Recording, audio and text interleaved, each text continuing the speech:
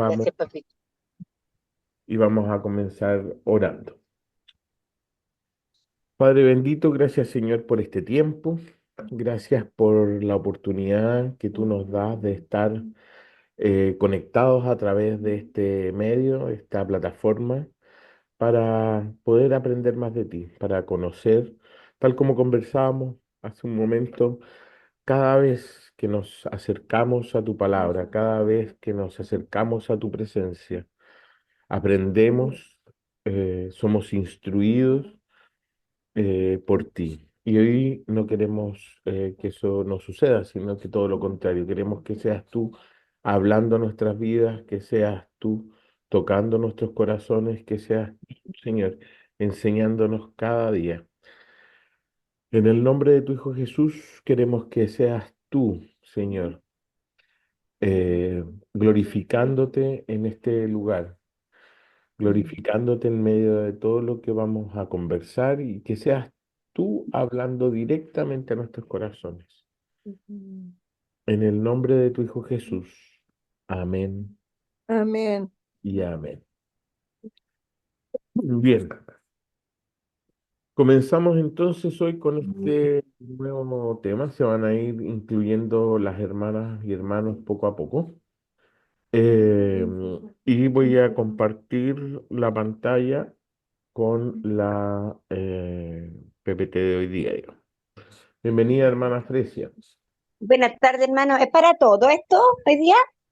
Y para todos los que quieran participar, no hay Ah, problema. pero no los cursos de que estábamos, uno por el día lunes y el otro el día martes, Sí, pues hoy día es el o del es día para lunes. general. No, hoy es el del día lunes. Ah, ya, ya. Yo creí que era para general. Ah, Ya, ya. mi hermano. Nos vemos. Pues, Ya, que esté bien, bendiciones. entonces, tenemos aquí, no sé si pueden ver la pantalla, la presentación. ¿Me confirma? Sí, sí se ve. Sí, Se ve Excelente. bien, se ve bien. Bien, Sí, sí, hermano. perfecto. perfecto. Muchas gracias. Entonces, este semestre, esto que queda de semestre, estaremos viendo este tema, ¿en quién creemos? Eh, que es una de las preguntas que muchas veces nos hacemos y además tiene que ver esto con la imagen y la figura de Jesucristo. Y vamos a ir, durante esta clase de introducción, vamos a ir entendiendo todo lo que vamos a poder ver y estudiar durante este segundo semestre. Entonces, primero el contenido de la clase de hoy. El contenido tiene que ver, hoy día miraremos un poco el material con el que vamos a trabajar durante el semestre. Este material es de un autor.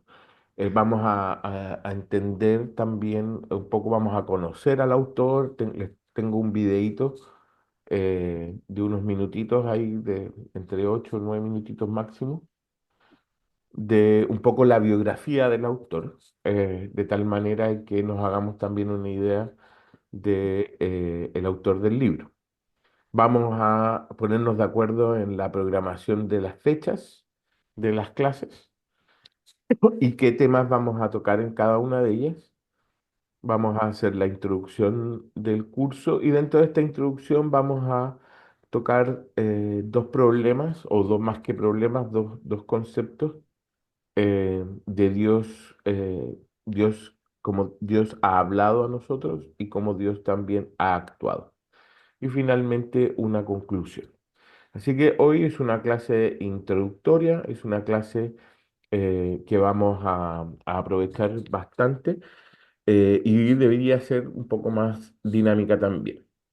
Bienvenida, hermana Margarita, la vi por ahí. Eh, así que pues voy saludando a medida que los voy viendo. Si no los veo, no los saludo porque no me aparecen aquí en la pantalla. Bien, El material del curso.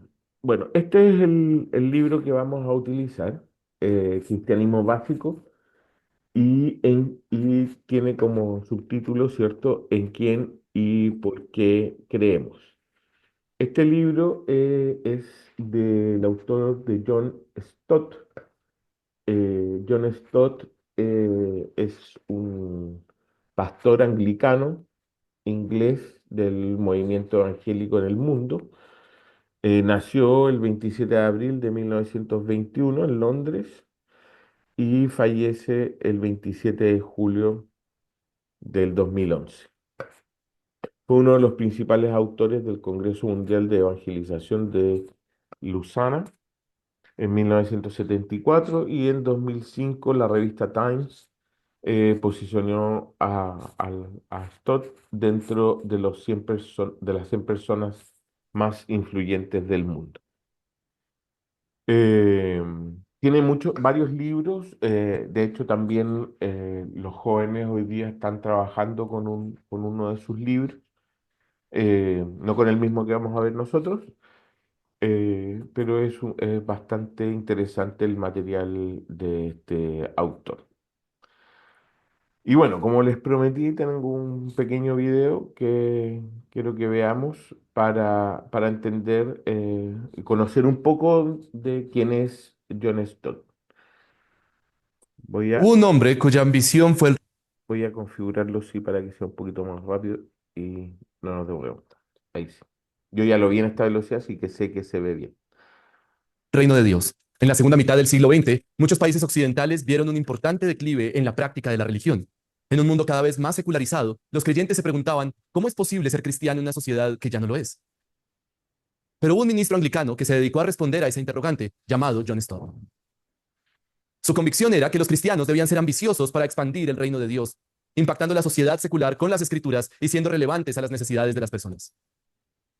El gran evangelista Billy Graham le dijo alguna vez, No hay hombre al que respete, ame, admire y siga gustosamente más que a ti. el gran teólogo inglés J. Packer dijo durante un servicio en su memoria que No solo fue un sabio, sino que fue un gran gestor de los eventos cruciales de nuestro tiempo. ¿quién fue John Stott? ¿Cómo es que su obra alcanzó a millones de personas en todo el globo y le dio forma a la identidad evangélica contemporánea?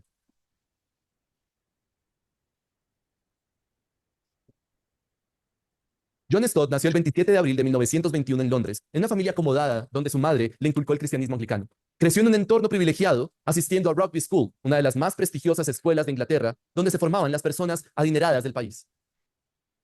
Aunque su futuro profesional en esa sociedad de élite parecía estar garantizado, en 1938 un evento crucial cambió su perspectiva de vida. El pastor anglicano Eric Nash fue a predicar a Rugby School y el joven John fue convencido de la importancia de Cristo en su vida. Al día siguiente de aquel sermón, escribió en su diario: Hasta ahora, Cristo había estado en la circunferencia y yo no había hecho más que pedirle que me guiara, en lugar de darle el control completo. Si bien él había sido expuesto a la fe desde pequeño, fue ese momento el que marcó el inicio de su compromiso más profundo con la fe. Eso lo llevó a tomar decisiones que irían en contra de las expectativas familiares y sociales. En 1940, al comenzar la Segunda Guerra Mundial y mientras asistía al Trinity College de la Universidad de Cambridge, Stott se enfrentó a un dilema significativo: servir en el ejército como era la tradición en su familia o seguir su conciencia y compromiso pacifista, influenciado por las enseñanzas de Jesús. Optó por lo segundo, decisión que causó gran decepción y vergüenza en su familia, especialmente a su padre, un general médico del ejército. Stott eligió dedicarse a la vida eclesiástica, una decisión vista como un descenso social. John ahora veía que su deber y su lealtad estaban comprometidos con Cristo más que con la patria. Sin embargo, no logró convencer a su padre para que el futuro prometedor de su hijo, que antes había sido un orgullo, se tornó en una vergüenza permanente. En medio de las críticas y el descontento familiar, John encontró apoyo en figuras como C.S. Lewis y T.S. Whale, quienes influyeron en su educación teológica y lo motivaron a cultivar su mente como una vocación cristiana legítima.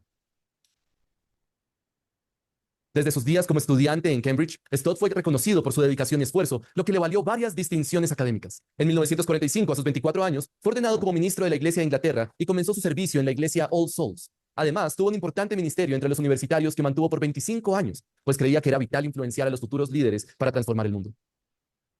John Stott siempre se destacó notablemente en su carrera académica y ministerial. Para él, la academia no podía estar separada del ministerio bíblico. Sus sermones, que se pueden encontrar en su libro Cristianismo Básico, eran claramente expositivos, pero sin dejar de ser intelectualmente sólidos. Esta convicción sobre la unidad entre el rigor académico y la centralidad en la escritura fue puesta a prueba en los años 50. en medio de una serie de importantes controversias teológicas. En medio de sus visitas a universidades inglesas y alrededor del mundo, Stott había conocido a Billy Graham y se había convertido en uno de sus mayores promotores en Inglaterra. Junto a él y a otras figuras importantes, luchó por un evangelicalismo que defendiera la infalibilidad de la Biblia sin alienarse de la academia. Esta postura lo llevó a ser un apologista destacado de un enfoque bíblico riguroso, pero intelectualmente abierto, abogando por un evangelicalismo que rechazara tanto el fundamentalismo aislacionista como el liberalismo teológico laxo. Sus esfuerzos incluyeron la escritura de cartas públicas para la revista Time y la participación en debates donde enfatizaba la importancia de mantener la integridad de la enseñanza bíblica.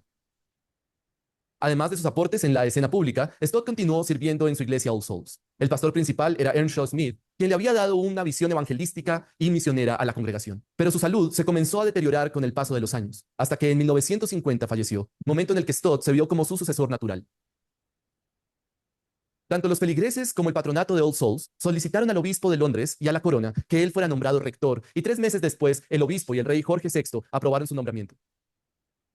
De esa manera, a la insólita edad de 29 años, Stott inició su labor como rector de aquella iglesia en el corazón de Londres, la cual lo había visto crecer. En su rol como rector de All Souls, Stott implementó un modelo de iglesia centrada en la ciudad que Timothy Keller más tarde describiría como innovador. A los pocos meses de haber tomado el cargo, le dijo a la congregación: La pregunta que más me pesa en el corazón ahora es cómo alcanzar a las multitudes hambrientas que están sin Cristo. Sin embargo, Dios nos ha encomendado el cuidado de 10.000 almas dentro de los límites de nuestra parroquia. Su gestión transformó All Souls en un centro de vibrante actividad evangelística y social, con programas que incluían desde servicios evangelísticos mensuales hasta ministerios de visitación y apoyo comunitario. En medio de su activo ministerio, Stott eligió permanecer soltero, lo que según él le permitió dedicarse completamente al servicio eclesiástico sin las distracciones que podrían acompañar a la vida familiar. Esta decisión reflejaba su profundo compromiso con su llamado, permitiéndole trabajar largas horas y dedicar su vida plenamente a sus responsabilidades ministeriales. Sin embargo, Stott también era consciente de la necesidad de equilibrar el trabajo con el descanso, incorporando en su vida momentos de recreación y descanso personal.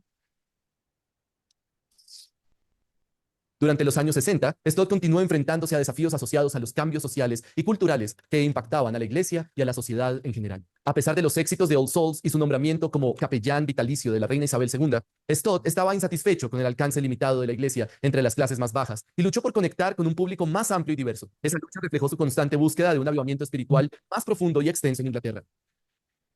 Por esa época, había una decadencia en los valores cristianos tradicionales. En medio de la revolución sexual y la permisividad moral, la cual incluía la normalización del aborto y un aumento en el consumo de drogas y la violencia, la sociedad empezó a ver las referencias cristianas como anticuadas y distantes. Esta percepción fue reforzada por un auge económico que llevó a una mayor preocupación por el materialismo y detrimento de la espiritualidad. Durante este periodo de inquietud, Stott recibió a Ted Schroeder, un nuevo asistente pastoral de Nueva Zelanda, quien trajo ideas frescas sobre cómo hacer que el cristianismo fuera más relevante para la cultura contemporánea. En el artículo dijo: Si no nos preocupamos por relacionar nuestra fe en Cristo con los problemas de nuestros días, seremos irrelevantes. Esta influencia fue crucial para Stott, quien demostró humildad al aprender de alguien más joven y adaptar su enfoque ministerial para llegar a una audiencia más amplia y diversa. A medida que aumentaban sus responsabilidades fuera de la parroquia, Stott decidió en 1969 retirarse del liderazgo pastoral de All Souls para concentrarse en sus roles más amplios dentro de la Iglesia de Inglaterra y a nivel internacional. Esta decisión reflejó su anhelo de tener una influencia más amplia, especialmente después de ver la necesidad de que la Iglesia respondiera a los desafíos contemporáneos. Su jubilación le permitió concentrarse en otras labores, como fomentar la presencia de los evangélicos dentro de la Iglesia de Inglaterra.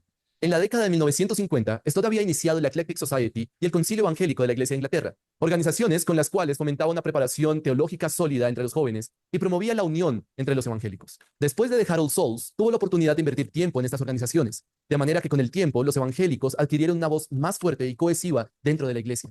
Estos esfuerzos también le hicieron frente al liberalismo y catolicismo que, según Stott, estaban influenciando demasiado a la doctrina anglicana. Pero todo ello requirió un trabajo arduo, pues lidió por años con lo que él llamó nuestra desastrosa desunión evangélica. Todas las difíciles controversias que Stott enfrentó en la década de 1970 se plasmaron en distintos sermones que luego fueron editados y publicados en su libro Las controversias de Jesús, en donde dijo: Nuestro deseo de entrar en diálogo no significa que nosotros pensemos que todos los puntos de vista son igualmente válidos, o que todos los sistemas teológicos o eclesiásticos son igualmente agradables a Dios.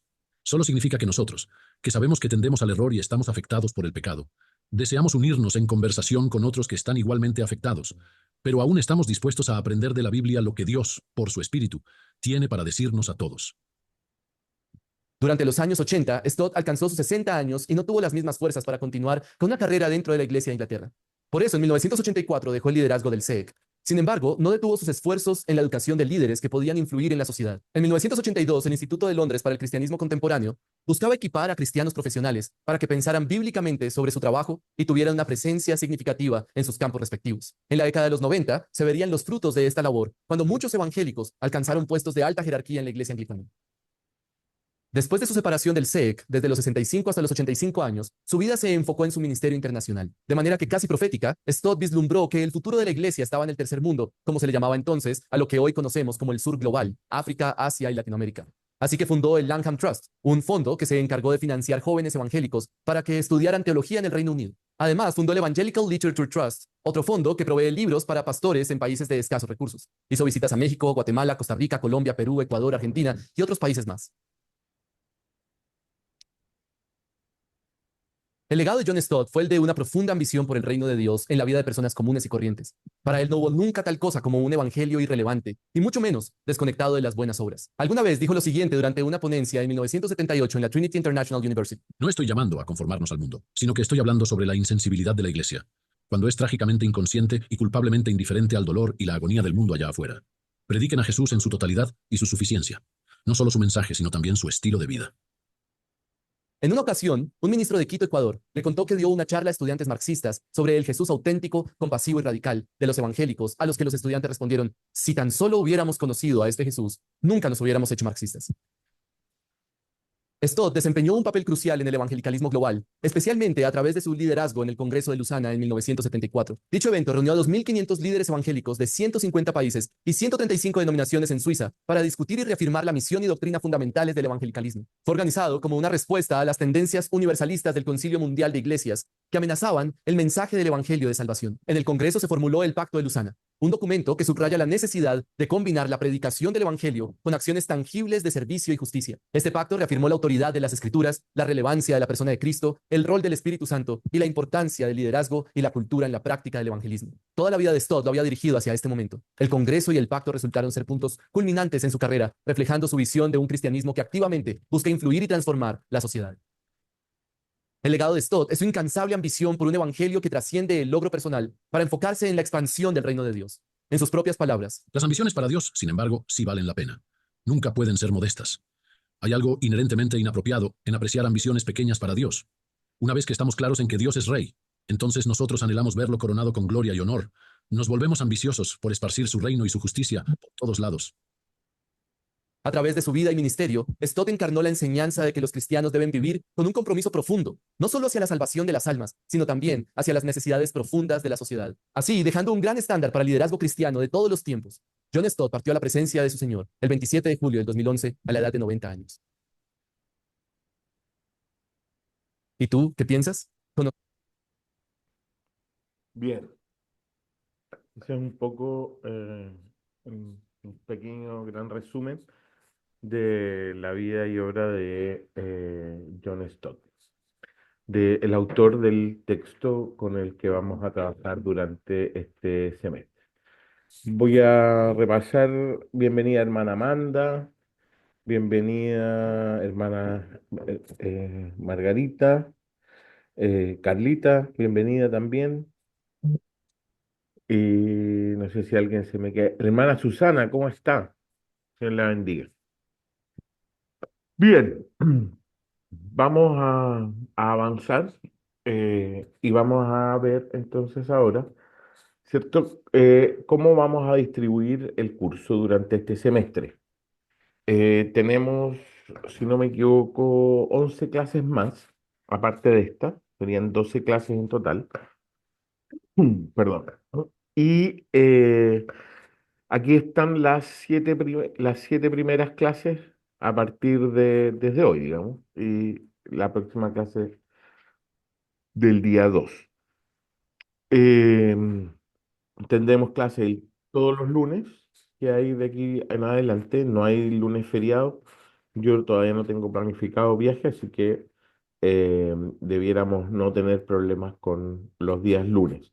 Si alguien se recuerda de algún lunes que pudiera haber alguna dificultad, me avisa para que lo podamos resolver con tiempo. Pero hasta donde vimos con el pastor, no habría ningún problema.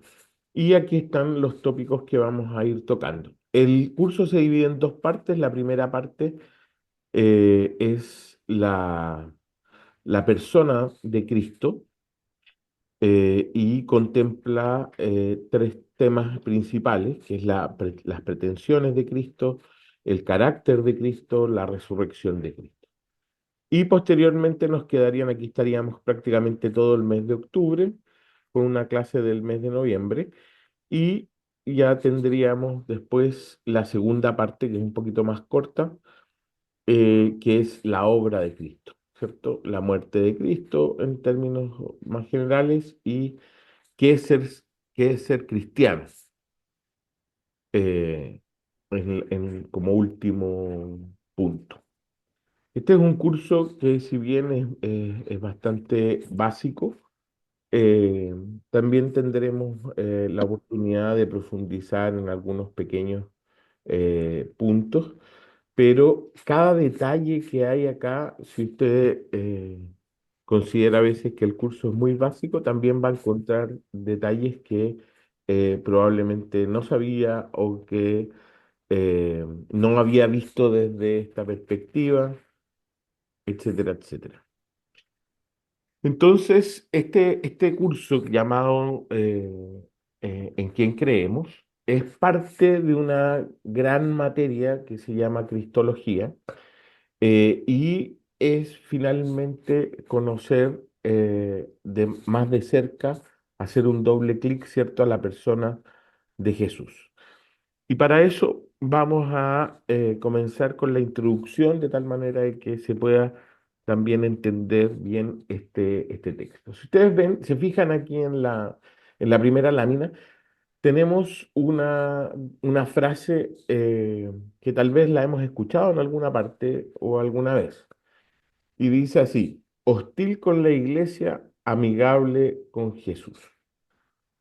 Esta es una frase o estas palabras de alguna manera, dichas de una u otra manera, reflejan mucho lo que hoy la sociedad, el común de la gente, a veces percibe o tiene la idea de la iglesia, o es una opinión que representa generalmente el pensamiento de la gente respecto de la iglesia, de la religión, de todo este concepto, de este gran concepto que abarca, ¿cierto?, la vida espiritual, especialmente en la gente joven de hoy en día.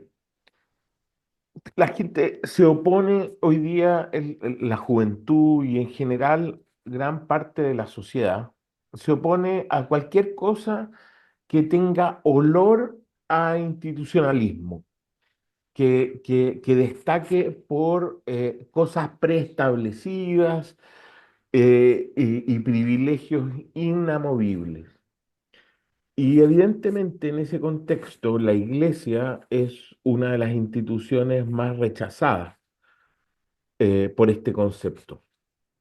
Y aquí tenemos tres conceptos del cual la sociedad tiene una cierta opinión. Primero, la iglesia. La iglesia efectivamente, eh, a ojos de la gente de afuera, ¿cierto? Huele a institucionalismo, doctrinas, tiene doctrinas establecidas e inamovibles, pareciera una institución completamente intolerable, corrompida, y se genera una contradicción entre el fundador del cristianismo, que es la figura de Jesucristo, y la situación actual de la iglesia fundada por él. Hoy en día, el común de las personas, ¿cierto? Si nosotros nos paramos en la calle, conversamos, muchas veces la misión que tienen de la iglesia, cuando hablamos de religión, inmediatamente el primer concepto que probablemente se viene a la mente es justamente la iglesia. Y la visión de esa iglesia es una visión como la que estamos intentando poner aquí. Eh, Sin embargo, y aquí es donde entra el punto, Jesús cuando entendemos y cuando queremos entrar, ¿cierto?, a mirar la imagen de Jesús, Jesús mismo se opuso en su tiempo a esta mirada de la iglesia o a la iglesia que en algún minuto funciona de esta manera. Jesús mismo se opuso a lo establecido, eh, y algunos de sus dichos tenían formas y notas muy revolucionarias para la época. Eh, es decir, no, sus ideas, al parecer sus ideas han sido incorruptibles durante el tiempo. Jesús respiraba amor y paz donde quiera que fuese, y por otra parte, invariablemente practicaba lo que predicaba.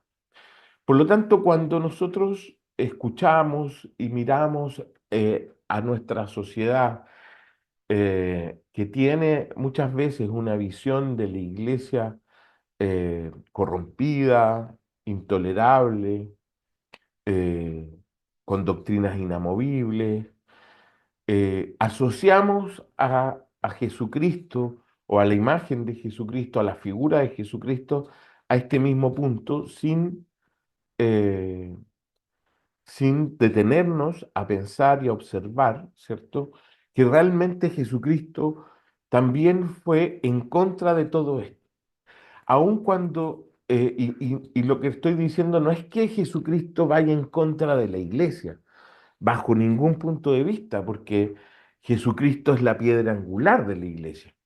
El problema se genera en la medida en que el ser humano comienza a llevar la iglesia a eh, administrar la iglesia desde una perspectiva institucionalista, desde doctrinas preestablecidas, incuestionables muchas veces e inamovibles.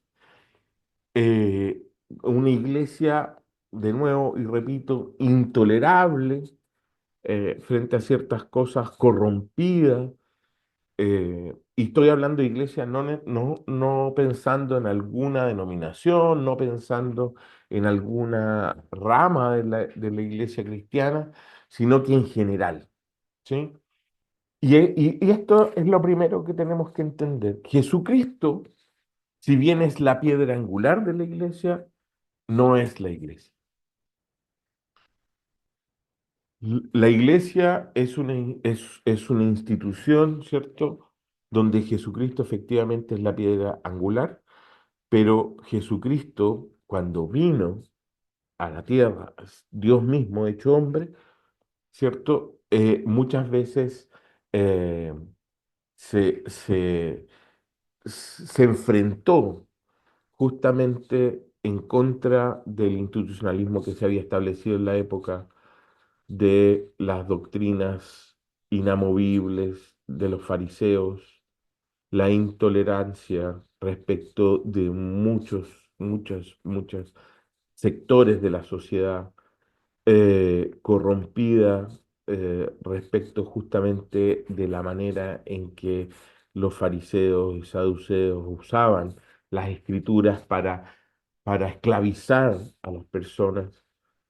Por lo tanto, no podemos y debemos entender que cuando nos enfrentamos a esta imagen de la iglesia, que en muchas ocasiones se da, ¿cierto? No podemos mirar con el mismo prisma o mirar de la misma manera a Jesucristo. ¿Por qué? Porque precisamente Jesucristo fue en contra de todas estas eh, malversaciones del concepto y de la forma, ¿cierto?, de iglesia. Por lo tanto, ¿qué tenemos hoy día en la actualidad? Tenemos grupos de personas, ¿cierto? Algunos que crecen con una fe heredada que llamamos. ¿Quiénes son aquellos que crecen con una fe heredada? Quienes crecen en un hogar cristiano, quienes crecen en un contexto en donde se les ha hablado toda la vida desde que nacen de Jesucristo o de la iglesia o de la religión, No necesariamente desde la perspectiva evangélica, sino que estoy hablando desde instituciones católicas, anglicanas, etcétera, etcétera, etcétera. Pero ese grupo de personas que nacen en hogares cristianos, muchos de ellos o algunos de ellos, ¿cierto? Llegan a un punto en el crecimiento como personas que llegan a desechar sus creencias. Cuando empiezan a desarrollar sus facultades intelectuales y comienzan a pensar por su cuenta, les es más fácil echar por la borda, dejar de lado la religión de su niñez, que realmente esforzarse por investigar las bases mismas del cristianismo. Eso es por un lado. Por otro lado, dentro de nuestra sociedad, en la actualidad, nos encontramos con otros que no nacen dentro de con una fe heredada, donde probablemente no se les enseña ni se les habla. Sin embargo, a medida que van creciendo, comienzan a absorber enseñanzas desde el espectro o desde el sector del espiritismo, del secularismo humanista, del comunismo o del existencialismo. Esto nos lleva a generar una sociedad, ¿cierto? Eh, que finalmente rechazan la iglesia como institución y por ende no llegan a entrar a conocer acerca de Jesús. Sin embargo, cuando ambos de estos grupos sí entran y logran leer acerca de Jesús, hallan que éste ejerce sobre ellos una fascinación que no les es fácil eludir. Así también nuestro punto de partida en este curso es la figura histórica de Jesús de Nazaret. ¿Por qué? Porque no hay bases razonables para dudar de su existencia.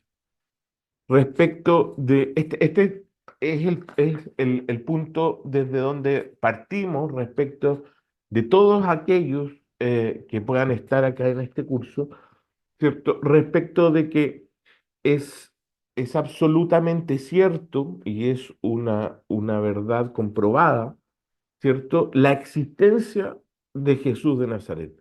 Como figura histórica, desde esa perspectiva al menos, partimos este curso entendiendo, ¿cierto?, que el punto de partida es que la existencia de Jesucristo de Nazaret. Como dice aquí en la PPT, no hay bases razonables para dudar de la existencia de Jesús. Su existencia, la veracidad de su existencia, su historicidad, se encuentra apoyado en escritores no tan solo cristianos, sino que agnósticos, paganos o aquellos incluso que hablaban en contra de las enseñanzas de Jesús. Por lo tanto, eh, el punto de partida es este. Dígase lo que se diga acerca de Jesús, el hecho es que fue un ser humano en toda la expresión de su palabra. Nació, creció, trabajó, sudó, descansó, durmió, comió, bebió, sufrió y murió como cualquier ser humano. Tuvo un cuerpo realmente humano y emociones realmente humanas. Pero entendiendo la veracidad de Jesucristo como hombre, como una figura histórica, desde esa perspectiva y desde ese punto de partida, yo le hago la pregunta retórica: ¿podemos creer que también fue en algún sentido Dios? ¿No es la deidad de Jesús más bien una pintoresca superstición cristiana? ¿Hay evidencia alguna que apoye la sorprendente afirmación de que Jesús de Nazaret, el carpintero, fue el Hijo unigénito de Dios? Esta pregunta es fundamental. No podemos, como cristianos responsables y dentro de un estudio responsables, no podemos esquivarla, no podemos hacernos a un lado de ella. Tenemos que ser honestos. Si Jesús, como figura histórica, no fue Dios en forma humana, entonces el cristianismo estaría arruinado. Lo que nos queda de él es solo una obra religiosa con algunas ideas hermosas, bonitas, con buenas intenciones y una ética noble. Su característica distintiva, perdón, habrá desaparecido. Sin embargo, la respuesta a esta pregunta es contundente y efectivamente hay, existe evidencia de la deidad de Jesús. Evidencias buenas, sólidas, históricas y cumulativas. Evidencias que que una persona honesta puede acatar sin cometer suicidio intelectual. Están las pretensiones de Jesús relativas a sí mismo, tan atrevidas y sin embargo tan modestas. Está también su carácter incomparable, su fortaleza y su gentileza, su rectitud insobornable y su compasión tierna, su cariño por los niños y su amor a los marginados. Su dominio de sí mismo y su sacrificio despiertan la admiración de todos. Lo que es más, su muerte vil no fue su fin. La muerte de Jesucristo no fue el fin de su existencia. Se alega y se dice y se establece que resucitó. Y la evidencia de su resurrección es de lo más convincente. Entendiendo a Jesucristo como Hijo de Dios, ¿es el cristianismo la manera, la mera aceptación de este hecho? Es la figura de Jesucristo en quien creemos, ¿cierto? Una mera o absoluta aceptación de este hecho. No, no es solo eso. Una vez que que entendemos, ¿cierto?, de la deidad de Jesús, tenemos que examinar también la naturaleza de su obra. ¿Para qué vino Jesús a este mundo? La respuesta bíblica que tal vez cada uno de nosotros podría dar es que vino a buscar y a salvar lo que estaba perdido, dice la Biblia, ¿no? Jesús es el Salvador enviado del cielo, el Salvador que nosotros necesitamos. Ahora, ¿por qué necesitábamos? ¿Qué es lo que necesitábamos? ¿O qué es lo que necesitamos hoy actualmente, cierto? Necesitamos primero ser perdonados y restaurados en nuestra relación con Dios.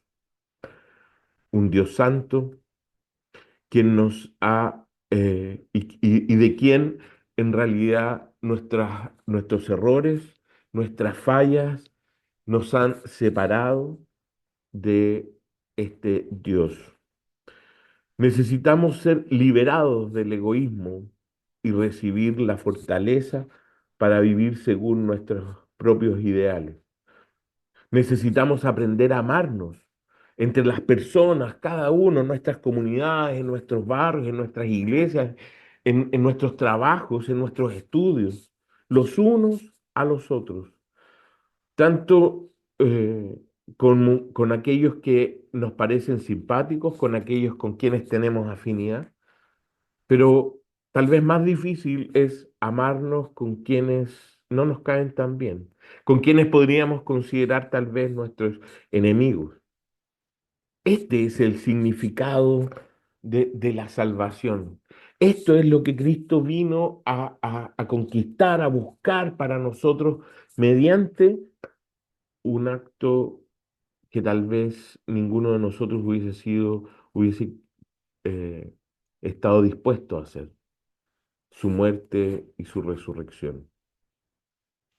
Entonces, en este curso, eh, cuando la creencia que Jesús es Hijo de Dios, que vino a ser el Salvador del mundo, es todo lo que necesitamos, es todo lo que vamos a aprender. No, tampoco. No basta admirar su deidad, no basta reconocer que Jesucristo fue hombre, que tiene una naturaleza divina, reconocer la necesidad del ser humano de tener salvación y creer en la obra de Jesucristo no es suficiente. El cristianismo no es solo un credo, no supone, no supone solo la creencia y estar convencido de todo esto que hemos estado hablando, sino que supone una acción. Lo que creemos intelectualmente, lo que aprendemos, lo que sabemos, puede ser intachable, pero tenemos que traducir todo ese conocimiento, todas esas creencias, todas esas convicciones, todos esos estudios en hechos concretos.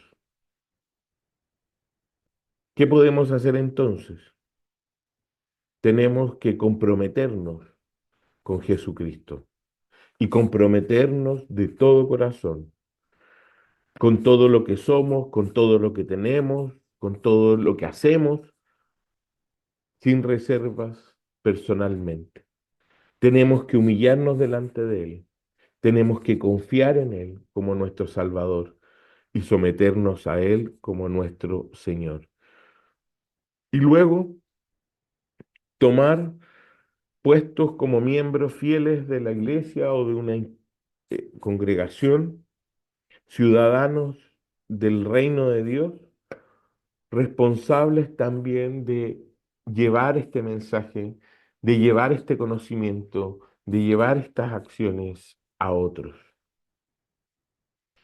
Eso es lo que pretendemos con este curso. Conocer la imagen de Jesucristo, porque no solo Dios vino a crearnos, a hablarnos y a actuar, sino que a salvarnos.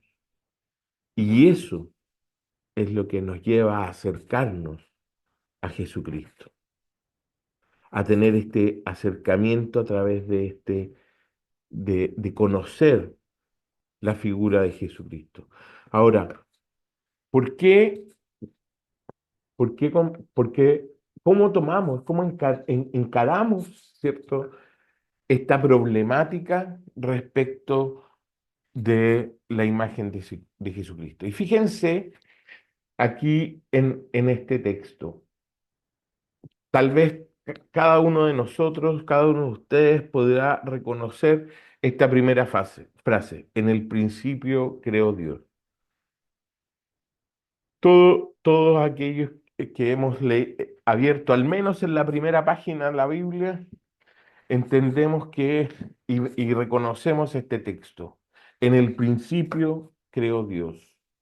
Estas son las primeras palabras de la Biblia, pero son más que la introducción al relato de la creación, o al libro de Génesis, o al Pentateuco, o a otros conceptos que conocemos tan bien como cristianos, como el Nuevo Testamento, el Antiguo Testamento, y podemos dar cátedra respecto de eso.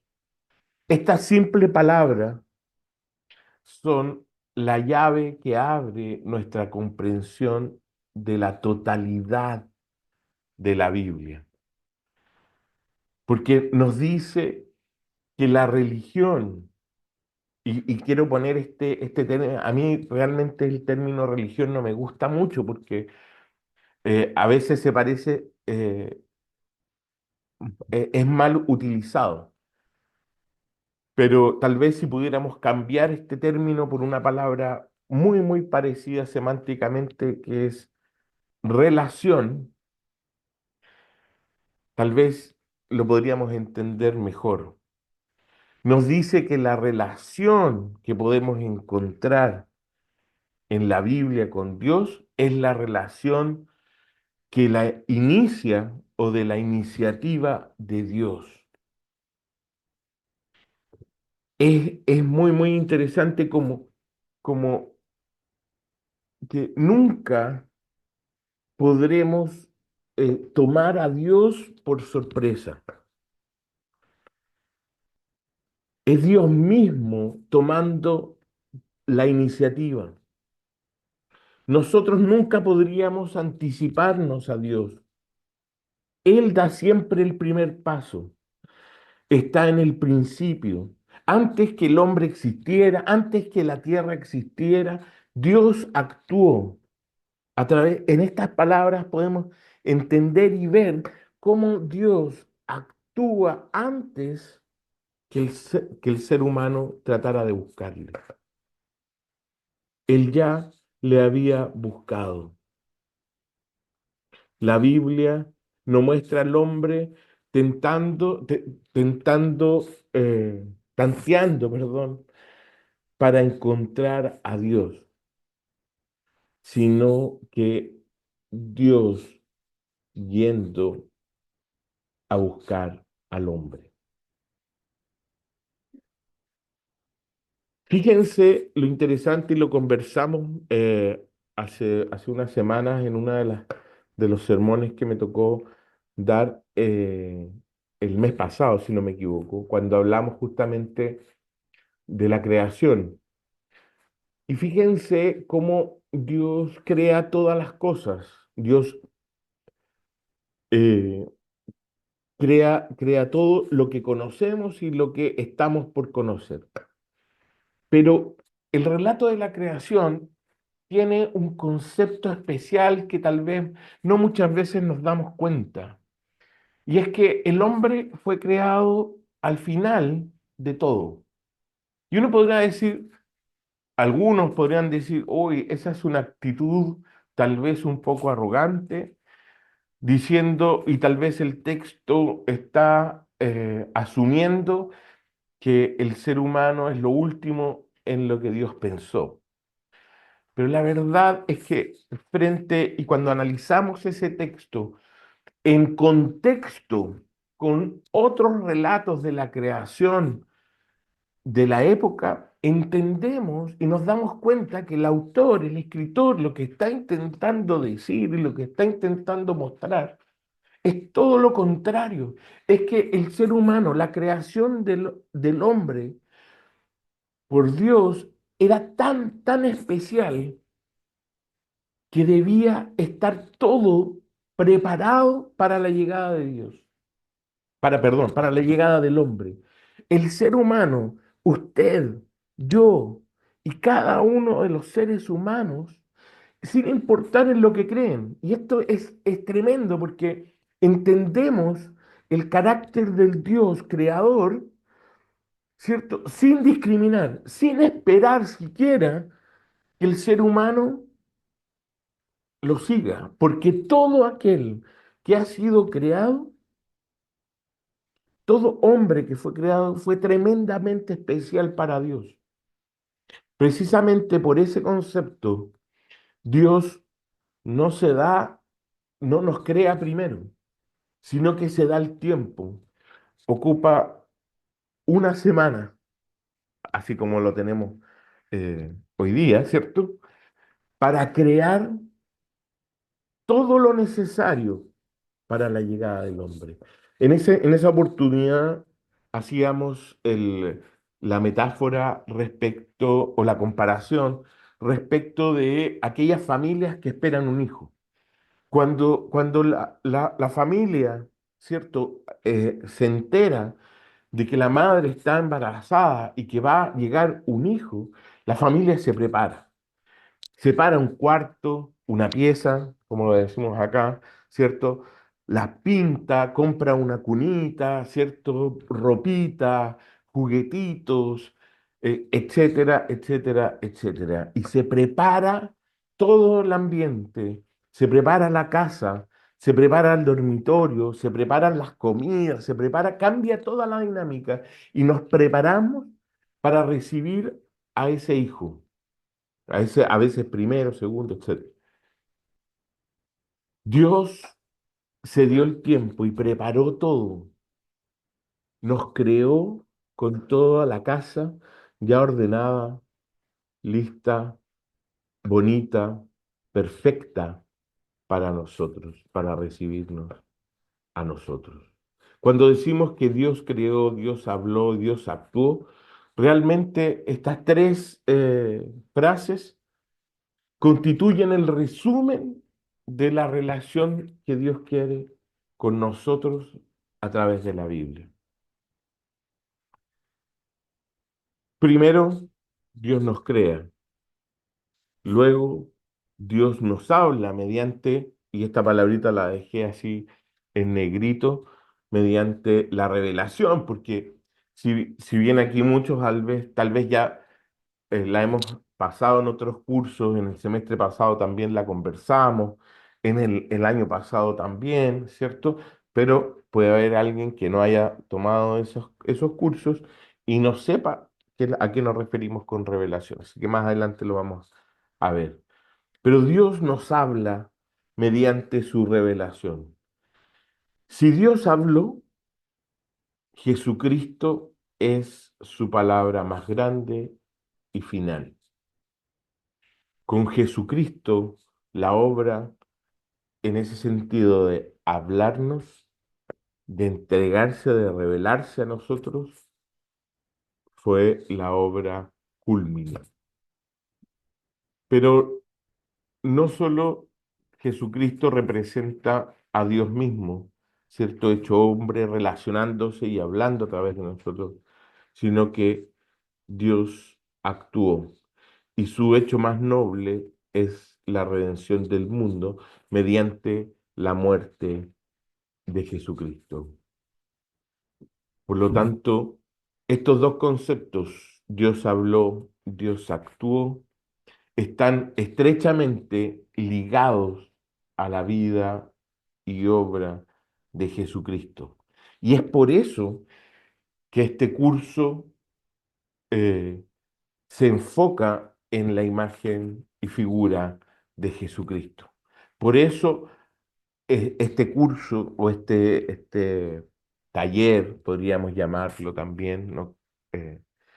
Está dentro de toda una rama teológica que se llama Cristología, porque aprendemos a conocer, ¿cierto?, la imagen y figura de Jesucristo, pero con esto también estamos aprendiendo y conociendo a Dios mismo, ¿sí? Y aquí vamos a ver estas dos partes. Dios ha hablado. Y efectivamente encontramos esta palabrita en la lámina anterior respecto de revelación. Y bueno, los que han estado en mis cursos antes van a esto ya tal vez entenderlo muy, muy bien y se lo deberían saber de memoria. Si no, vamos a hacer pruebas.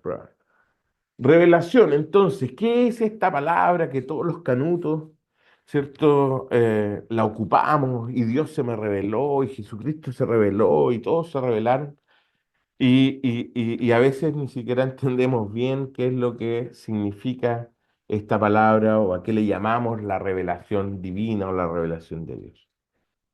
La revelación son actos, eventos, dichos incluidos por medio de los cuales Dios manifiesta aspectos de sí mismo que de otra forma o de otra manera hubieran sido imposibles de conocer. Y nuevamente este concepto de revelación lleva dentro de su génesis eh, el hecho de que Dios toma la iniciativa. El ser humano es una criatura insaciablemente inquisidora. Su mente está constituida de tal modo que no puede permanecer en reposo, siempre está buscando y tratando de entender y de conocer lo desconocido, persigue el conocimiento sin tregua. eh, Su vida es un viaje de descubrimiento desde que nacemos, estamos descubriendo y aprendiendo cosas nuevas. Siempre estamos preguntando, explorando, analizando, investigando.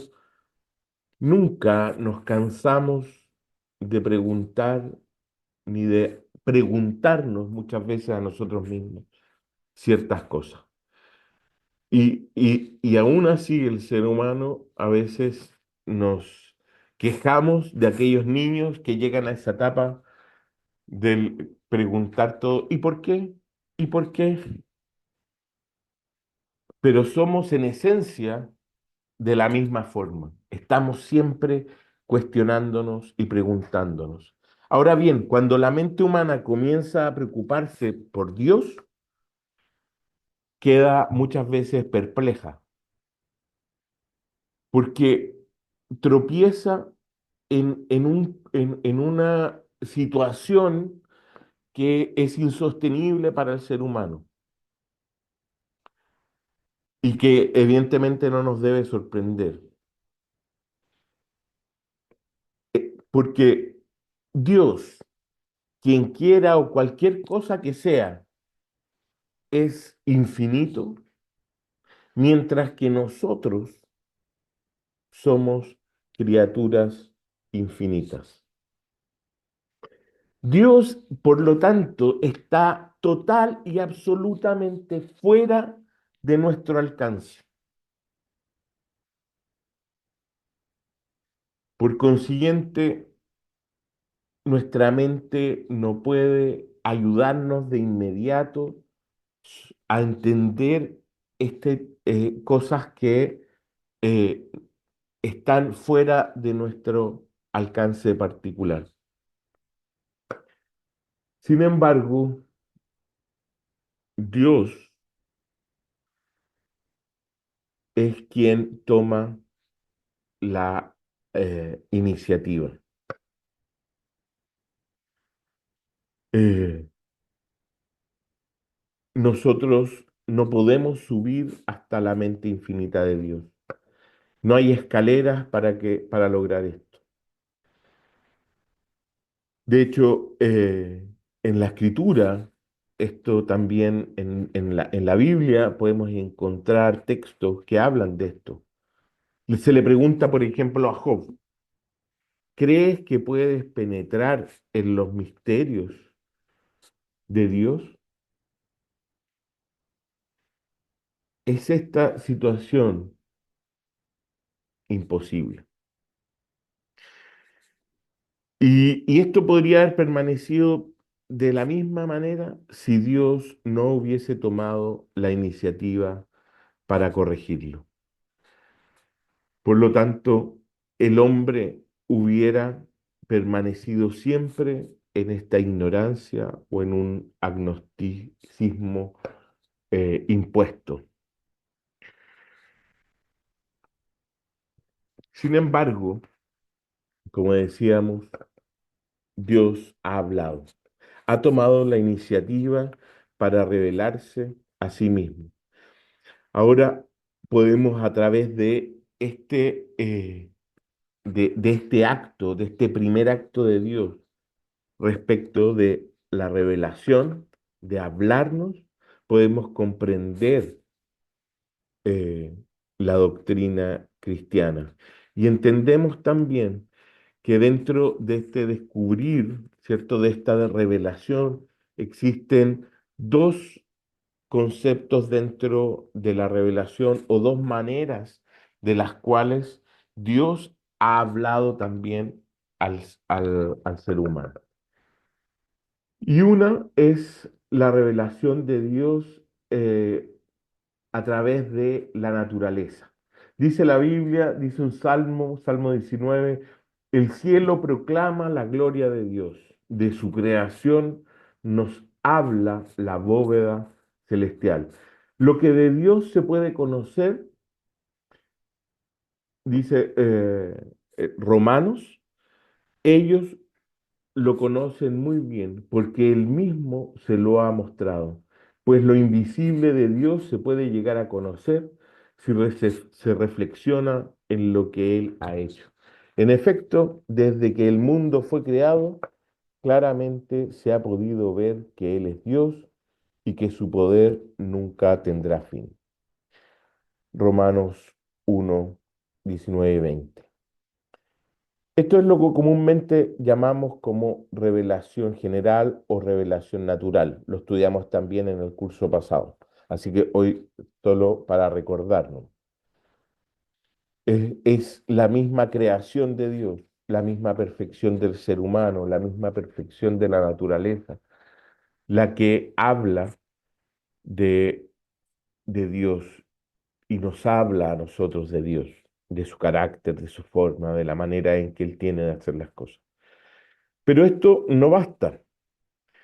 Es indudable que conocer a todos los hombres, que hacerse conocer a todos los hombres su existencia a través de la naturaleza, podemos ver su divinidad, su poder, la gloria y fidelidad.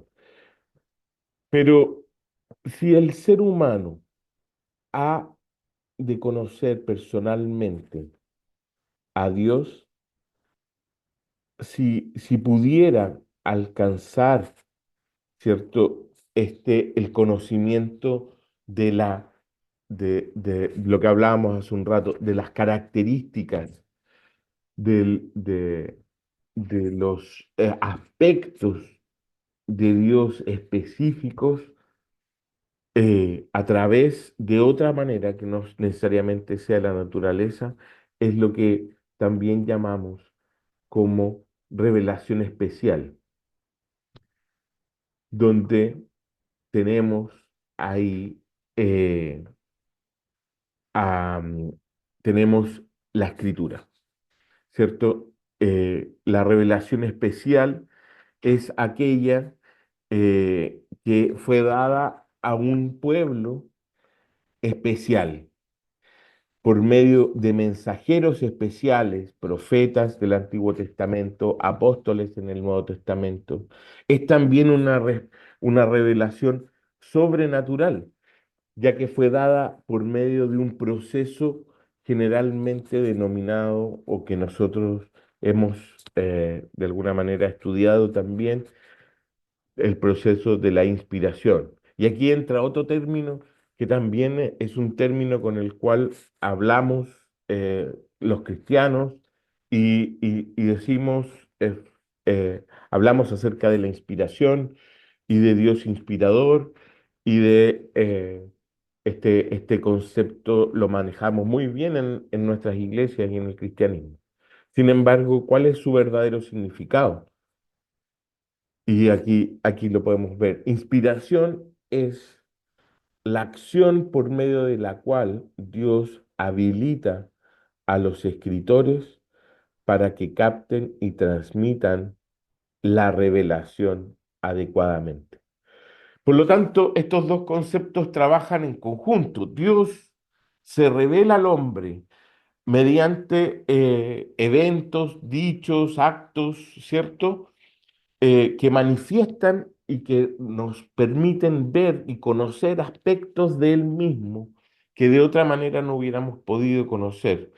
Pero esa revelación es transmitida, es entregada, ¿cierto?, a nosotros mediante un proceso que hemos denominado como inspiración, que es por medio del cual Dios habilita a los escritores, a los profetas, a los apóstoles, eh, para que capten y transmitan esta revelación adecuadamente. El modo, el modo en que la Biblia explica y describe esta revelación es lo que nosotros podemos denominar hoy como Dios ha hablado. Cuando una persona habla, llegamos a saber del modo más fácil lo que contiene su mente y lo que es verdad en cuanto al deseo de los hombres de comunicarnos entre sí, eh, puesto que sus pensamientos, pues los pensamientos de Dios son más altos que los nuestros, del mismo modo. Entonces, Dios debió llegar a nosotros mediante esta revelación especial, a través de la escritura. Dice Isaías 55, puesto que sus pensamientos son más altos que los nuestros, del mismo modo que los cielos son más altos que la tierra, como lo expresa el profeta Isaías, no los hubiéramos conocido si él no lo hubiese revestido con palabras. Por eso la palabra del Señor llegó a muchos profetas hasta que vino Jesús el Cristo. Y aquel que es la palabra se hizo hombre y vino entre nosotros, dice también Juan 1. Una buena parte de las controversias entre la ciencia y la religión surgió porque no se tomó en cuenta este punto esencial. El método científico es en gran parte inadecuado en las esferas religiosas, espirituales. El conocimiento científico avanza empleando la observación y el experimento. Opera con los datos e informaciones que le suplen los cinco sentidos físicos que tenemos los seres humanos. Pero cuando llegamos al terreno de lo metafísico, no hay datos inmediatamente disponibles. En la actualidad, Dios no es tangible, visible o audible. Sin embargo, hubo un tiempo en el que tuvo a bien hablar y presentarse frente a nosotros presentarse de manera en un cuerpo que podía verse, palparse. Por eso el apóstol Juan comienza su primera carta con una afirmación muy interesante. Les dice, les escribimos a ustedes de aquello que ya existía desde el principio, de lo que hemos oído y de lo que hemos visto con nuestros propios ojos, porque lo hemos visto y lo hemos tocado con nuestras manos. Por lo tanto, cuando decimos cuando hablamos de que Dios nos habló y decimos que Jesucristo es su palabra más grande y final, es porque efectivamente no solo pudimos escucharle desde la creación, a través de todo el texto bíblico hoy, en el Antiguo Testamento, sino que también el ser humano, la humanidad, tuvo la posibilidad de verlo, de ver a Dios mismo hecho hombre a través de Jesucristo. Y finalmente, Dios no solo nos ha hablado, no solo se nos ha revelado a través de Jesucristo y de la Biblia, sino que también Dios ha actuado. Las buenas nuevas del Evangelio cristiano no se hallan limitadas por la declaración del hecho de que Dios habló, de que Dios se reveló. También afirman que Él ha actuado. Por eso no basta que Dios se haya revelado a sí mismo para visitar nuestra ignorancia, sino que tuvo que tomar además la iniciativa para actuar o de actuar para salvarnos de nuestros pecados. Por eso no basta que Dios se haya revelado a sí mismo solo hablándonos, sino que hizo. Y cuando veíamos las primeras palabras de Génesis, entendemos que Dios, antes que nosotros, Él había tomado la iniciativa. Llamó, por ejemplo, en, creó y formó, ¿cierto?, una nación, Israel, mediante la cual la historia de este pueblo, ¿cierto?, revela el carácter de Dios. Dios llamó a Abraham desde Ur de los Caldeos, la ciudad donde vivía, haciendo una nación de él y de sus descendientes, librando a este grupo que cae en esclavitud de Egipto, haciendo un pacto con ellos, ¿cierto? En el monte Sinaí, entregándole, haciendo tres grandes acciones muy, muy importantes que es para formar una nación. Primero, ¿se acuerdan de las tres cosas que se debían hacer para tener una nación? Uno era tener gente. Entran 70 ciertos judíos a Egipto y salen aproximadamente 2,5 millones de judíos. Posteriormente a eso, ya teniendo una nación en términos de la cantidad de gente, les entrega, ¿cierto?, una normativa, una constitución, sus leyes, y hace un pacto con ellos en el monte Sinaí. Y posteriormente, no solo los multiplica para tener una nación numerosa en términos de personas, no solo les entrega, ¿cierto?, una constitución para regirse, para ordenarse, sino que también les entrega y los guía a una tierra para que puedan establecerse. Pero todo esto que ocurre con el pueblo de Israel, que de ahí en más comienza su historia y pasa por muchas etapas, todo esto es simplemente una preparación para la obra y la acción mayor de Dios, y que es la redención en Cristo.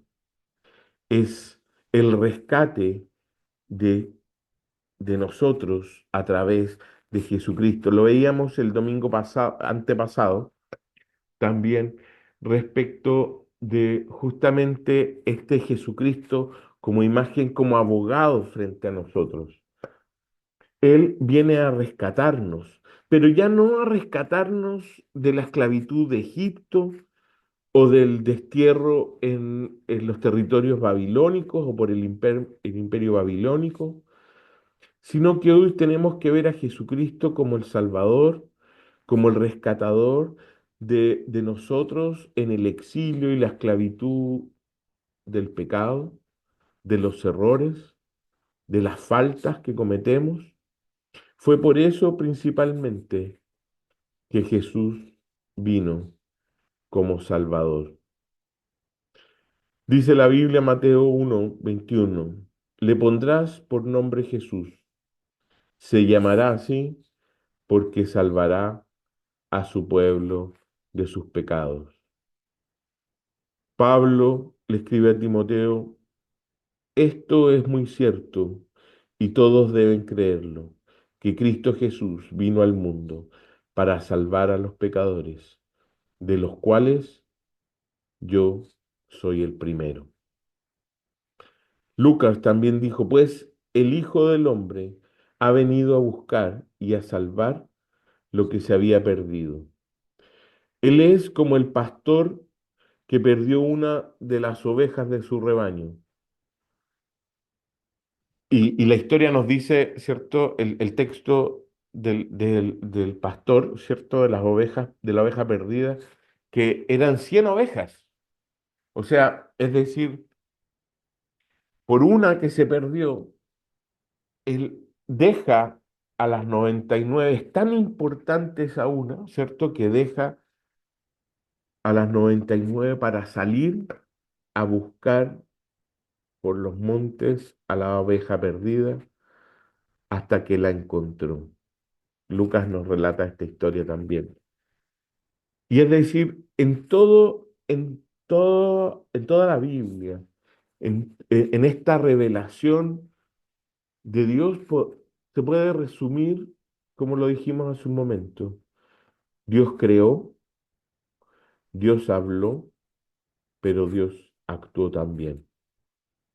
El cristianismo no es una religión, y desde la perspectiva que nosotros queremos también entregar, no estamos hablando de una religión, sino que estamos hablando de una relación que no comienza tampoco porque nosotros decidimos seguir a Cristo, sino que comienza no con nuestra acción, sino que la acción de Dios. Comienza con la salvación, comienza con el acto de amor más grande dado por un hombre, que es morir en la cruz por cada uno de nosotros. No hay nada, ninguna otra cosa en las demás religiones del mundo que pueda compararse con el amor y con el mensaje de un Dios que va en busca de aquellos que le han dado vuelta a la espalda, que va en busca de aquellos que se han olvidado de él, que va en busca de aquellos que no le reconocen, que va en busca de aquellos que se han perdido en el mundo y que mueren, muchos de ellos, sin reconocer, sin abrazar la cruz de Cristo que vino a rescatarlos. Es por eso que durante este semestre vamos a estudiar y vamos a involucrarnos en la vida, en conocer la imagen y la figura de Jesucristo, a través de todos los temas y tópicos que vimos ahí en la lámina anteriores, revisando también evidencia respecto de la deidad de Cristo. Partimos desde la base que asentamos y es Jesucristo como hombre, parte de la historia, que ya está asentado y puesto ahí, y hay mucha evidencia también si alguien quiere conocer un poco más acerca de ese punto, de autores que no siendo cristianos hablaron de Jesucristo, que incluso hablaron de la resurrección de Jesucristo. Me pueden mandar un mensaje por interno, les puedo dar alguno de los textos donde podemos encontrar a estos personajes hablando de Jesucristo. Em, Partimos desde esa base y vamos a ir conociendo, ¿cierto?, la deidad de Jesucristo, la obra, cómo Dios nos ha hablado y cómo Dios ha actuado a través de Jesucristo, y es en este Jesucristo en quien creemos. Bien, voy a dejar de compartir la pantalla y no sé si hay alguna pregunta, duda, y que alguien quisiera expresar en los minutitos que nos quedan.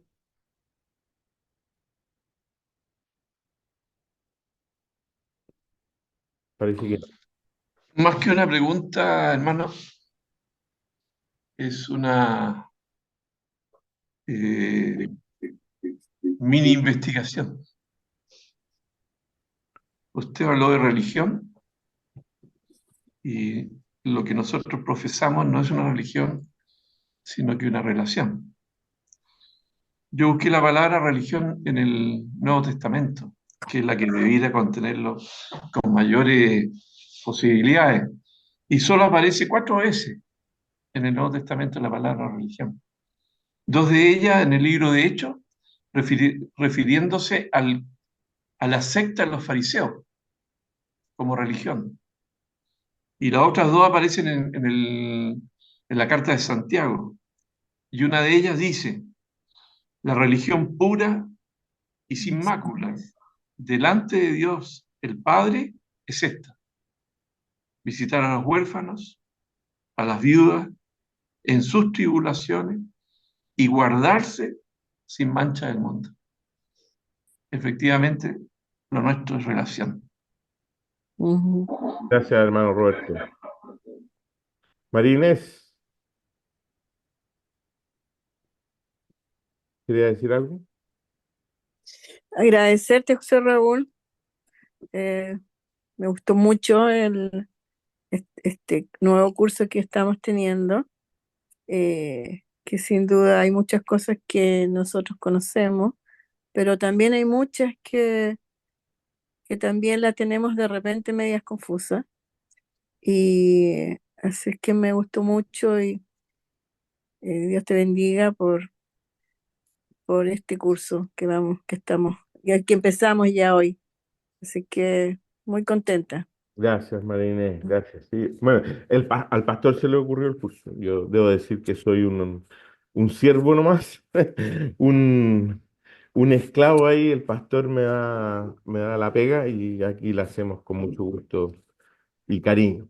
Así que sí, Gracias. efectivamente aquí hay también entender que hay que estar preparando muchas cosas y efectivamente, tal como ustedes, yo al momento de preparar esto también aprendo mucho, mucho. Así Claro. que aquí todos estamos aprendiendo y un poco la dinámica de las clases va a ser esta.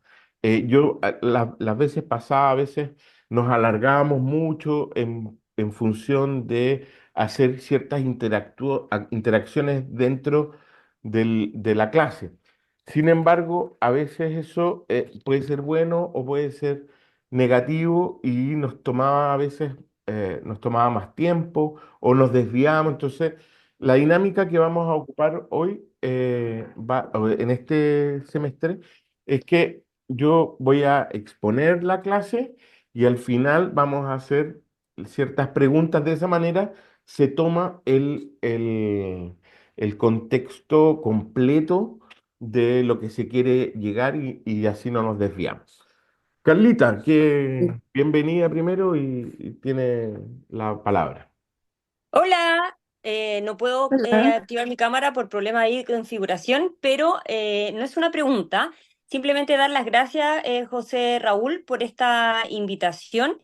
Creo que fue bastante claro respecto al contenido.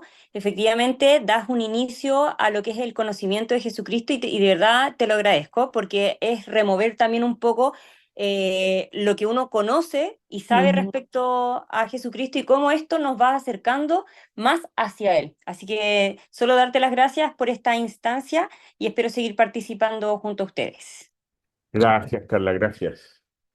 Sí, gracias a ti por participar, tomarte el tiempo, aceptar la invitación también. Así que, nada, aquí estamos todos para aprender. Bien, estamos justo en la hora. La idea es que no nos pasemos. Así que vamos a orar para terminar. No sé si hay alguien que quisiera voluntariamente orar para cerrar nuestra clase del día de hoy. Yo, hermano, Hermana Susana. Saludo a su hijo. en su nombre, hermano. Gracias. Te damos gracias, Señor, por este tiempo que ha dedicado nuestro hermano José Raúl a prepararnos para tu camino, Señor, porque toda esta es preparación para llegar a ti con un poco más de conocimiento, el conocerte. eh, Cuesta muchas veces entender tu palabra, porque tú eres misterioso, Señor. Tus caminos, dice la palabra, son misteriosos. Y necesitamos entenderte, necesitamos estar ahí.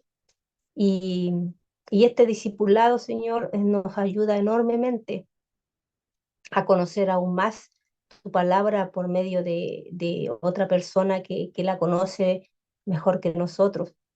Así que damos gracias por este tiempo tan bueno, tan eh,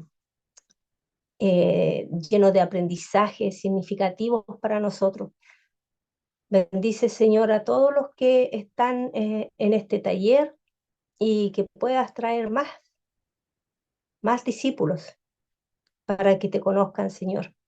Ayúdanos a poder nosotros también invitar a gente a nuestro alrededor. Te damos gracias por cada una de estas palabras que hoy estuvo aquí, Señor. Y bendice, Señor, nuestros hogares y los hogares de todos los hermanos que están presentes, Señor. Que tengamos una buena semana en nombre tuyo, Señor.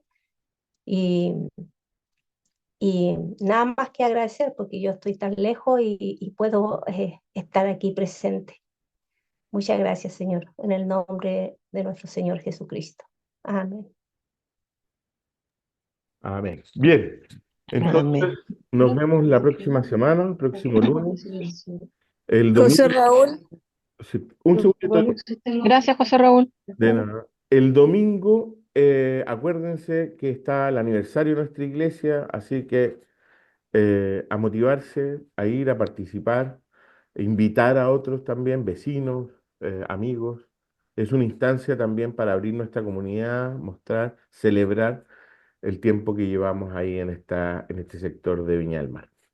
Eso más. ¿Alguien quería decir algo? sí, yo José Raúl preguntarte si nos va a mandar eh, los textos que tú usaste hoy día como para tenerlos nosotros también. Sí, les voy a ¿Sí? mandar un texto.